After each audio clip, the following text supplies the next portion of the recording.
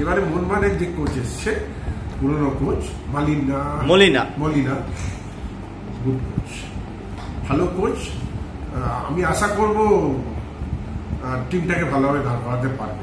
হ্যাঁ, কিন্তু মোহনবাগান একটা প্রথম দুটো ম্যাচে তারা মিক্সড টিম খেলাচ্ছে, তারা থার্ড ম্যাচ থেকে ফুল টিম খেলাবে। মোহনবাগানের এই থার্ড ম্যাচ থেকে ফুল টিম খেলানোর আগে যে পুরো দলটা, সেটা মাত্র 3 সপ্তাহ প্র্যাকটিস করার সুযোগ পাচ্ছে। আমরা মেহামেডান স্পোর্টিংয়ের ক্ষেত্রেও কিন্তু তাই দেখছি, মানে বিএসএফ ম্যাচের আগে হয়তো প্লেয়াররা 8-10 দিন প্র্যাকটিস করে পূর্ণ শক্তির দল নামবে, তার আগে প্রথম দুটো ম্যাচ কলকাতা লিগে যারা খেলছে সেই টিমটা মিক্স টিম নামাচ্ছে। এবং আমরা দেখছি 27 তারিখ হয়তো মিক্স টিম মোহনবাগান নামাবে, যে দলের হয়তো ডাগ আউটে বাস্তব রায় থাকবে। কল্যাণী স্টেডিয়ামে যে দলটা পুলিশের সাথে 1-1 গোলে ড্র করেছে, একটা ম্যাচে 2টো পেনাল্টি নষ্ট করেছে মোহনবাগান, সেই দলটাই খেলবে প্রথম ম্যাচটা। সেক্ষেত্রে কি মোহনবাগানের ক্ষেত্রে কিছুটা টাফ হয়ে যাচ্ছে? মোহনবাগান দেখো, সিএফএল এ মোহনবাগানের রেজাল্ট ভীষণ খারাপ। একটা ম্যাচ জিতেছে, 3টে ম্যাচ ড্র হয়েছে, একটা হেরেছে। তাহলে সেই টিমটা এখনো যাই কোচিং করা, টিমটা এখনো সেট করতে পারেনি না, বা প্লেয়ারদের মধ্যে সেই, আমিও দেখেছি কয়েকটা ম্যাচ, সেই খিদেটা নেই, সেই স্পার্কিংটা নেই, যে মোহনবাগানের প্লেয়ার মানে যে একটা অন্য টিমের সঙ্গে ডিফারেন্স হবে, সেই ব্যাপারটা নেই। যেটা ইস্টবেঙ্গলের মধ্যে কিছুটা আছে, মোহামেডানের মধ্যে আছে, কিন্তু মোহনবাগানের মধ্যে একদম নেই। সেই টিমটাকে 50-50 করবে। দেখো, সিনিয়র টিমের কোচ এখনো আসে না, 27 তারিখ খেলা, প্রথম খেলা, তার আগে আসছে না। এই টিমটাই 27 তারিখের ম্যাচে অন্তত এই টিমটাই খেলাতে হবে।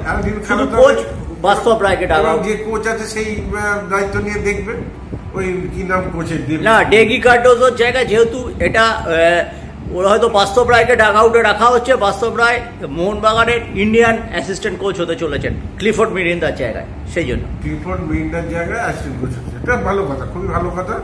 কিন্তু বাস্তব রায় কতটা সামলাতে পারবে সিনিয়র টিম, এটা কিন্তু ভীষণ সন্দেহের ব্যাপার।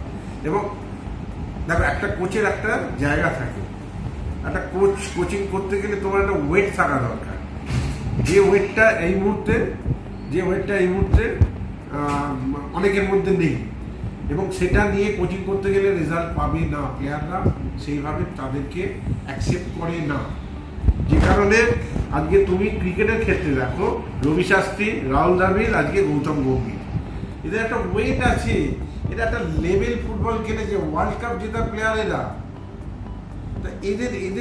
এদের ওয়েটটা না অন্যভাবে ক্যারি করে। সেখানে তুমি অন্য একটা কাউকে, সলিল লাম্পোলাকে তুমি ইন্ডিয়া টিমে কোচ করতে পারবে না। তুমি কি বলে, যে কোনো একটা ছেলেকে যারা আগে খেলেছে সেরকম তুলে ইন্ডিয়া টিমের কোচ করতে পারবে ওয়েটের দরকার। এই ওয়েটটা না হলে কোচিং করানো যাবে। সেটা মোহনবাগানের এবার যে নতুন একটা কোচ ছিল, নামটাই ভুলে যাচ্ছি, ডেগি কার্ডোজো। হ্যাঁ, না, সেই জায়গা নেই, টিমটাকে তৈরিও করতে পারেনি। টিমটাকে তৈরি করতে হবে, এবং তার যে সময় দরকার আছে, বলছে সময়টা কি জন্য, যে ফিজিক্যাল ফিটনেস কম্বিনেশন। ফিজিক্যাল ফিটনেসটা কি আমরা কোন মাসে, মে মাস, জুন মাস অব্দি আমরা খেলেছি, মে মাস অব্দি খেলা হয়েছে, ঠিক আছে। তারপর ইন্ডিয়া টিমে যারা ছিল তারা 11 জুন পর্যন্ত খেলেছে, জুন মাস অব্দি তারা খেলেছে। তাহলে তারা অলমোস্ট খেলার মধ্যে ছিল। তাদের ফিজিক্যাল ফিটনেসটা এখন অনেক কিছু হয়ে গেছে। এখন ওভার ফোনে কোচ বলে দেয়, তুমি সারাদিনে এই শিডিউল দিয়ে দিচ্ছে, এইগুলো তুমি ফলো করলে তোমাকে এখন আসতে হবে না। আর ফিজিক্যাল ফিটনেসটার জন্য বাকি মাঠ তো শেখাতে হবে না, কি করে পাস দিতে হয়, কি করে রিসিভ করতে হয়, কি করে শুট করতে হয়, বা গোলকিপার কি করে বল ধরতে, এগুলো তো এদের শেখাবার নয়। যেহেতু মোহনবাগানে 10 জন খেলোয়াড় জাতীয় দলের হয়ে আছেন, যাদের 11 জুন মরশুম শেষ হয়েছে, সেই জন্য মলিনা বলেছেন যে এদের অন্তত 4 থেকে 5 সপ্তাহ রেস্ট দিয়ে আমি প্র্যাকটিসটা শুরু করব। আমার লং ওয়ে টু গো, আমাকে অনেক আছে, সেই জন্যই মোহনবাগান দেরিতে প্র্যাকটিস শুরু করছে এবং কিছুটা ঝুঁকি নিয়ে রিজার্ভ টিমকে খেলাচ্ছে ডুরান্ডের প্রথম ম্যাচে। তারা একদম ঠিক করেছেন, একদম ঠিক করেছেন, কারণ ডুরান্ডটা কিন্তু টার্গেট নয়। ওনারা ঠিক সেটাই বলছেন, আমাদের টার্গেট হচ্ছে আইএসএল এবং আইএসএল কোয়ালিফাই করে এশিয়ান চ্যাম্পিয়ন্স লিগও এটা মোটামুটি দাগ কাটার মতো রেজাল্ট করা। তাহলে তো সেটা করতে গেলে আমি প্রথম থেকে তো এই একটা ডুরান্ড টিম টুর্নামেন্টটা নিয়ে আমাকে ডুরান্ডের জন্য আলাদা টিম করো, আইএসএল এ যারা খেলছে তাদের তো সেকেন্ড টিম আছে, তুমি ডুরান্ডে সেকেন্ড টিম খেলাও, তুমি ফার্স্ট টিম খেলাচ্ছ কেন? তোমার ফার্স্ট টিম খেলার দরকার, একটা সিভিয়ার ইনজুরি হয়ে গেলে কি হবে তখন? ফার্স্ট টিমটা খেলাচ্ছে মজাদার ম্যাচ থেকেই শুরু করছে।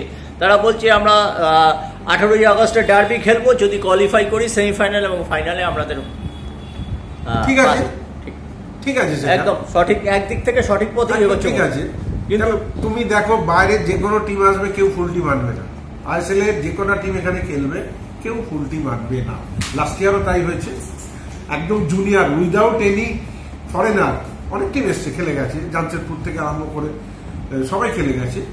সেরকম ভাবে অসুবিধা নেই। হায়দ্রাবাদ তো এমনি খারাপ অবস্থা হায়দ্রাবাদের। জামশেদপুরের তো প্র্যাকটিস শুরু হয়েছে মাত্র 2 দিন হলো। তুমি সারা বছর তো এনগেজ রাখতে পারো না, তোমাকে তো একটা মিনিমাম টাইম এদের রেস্ট দিতে হবে, ফ্যামিলির সঙ্গে কাটানোর সময় দিতে হবে।